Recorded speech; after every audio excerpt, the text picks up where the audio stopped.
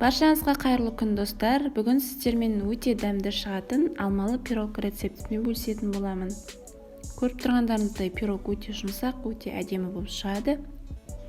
Және де менің каналыма тіркеліп лайк басуды ұмытпаңыздар.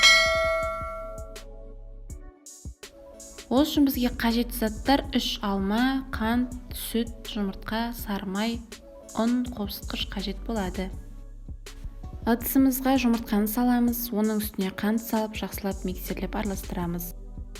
Үстіне жылы сүтімізді құйып, сары майымызды құйып, тағы да жақсылап араластырамыз. Және де електен өткізілген ұнымызға қобызғышымызды қосып, қамыр жасайтын боламыз.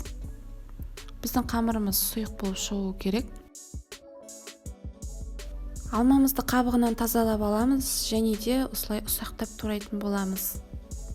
Видеода көрсетілгендей етіп ұсақтап жіңішкелеп турасаңыздар болады.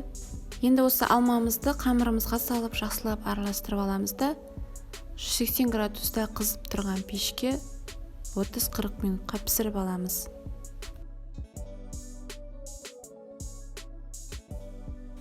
Мінекей пирогымыз осындай болып пісіп шықты. Ыстық күйінде жеген өте дәмді, өте жұмсақ болып шығады. Міндетті түрде жасап көріңіздер. Сіздермен болған Таңшолпан. Қош сау болыңыздар.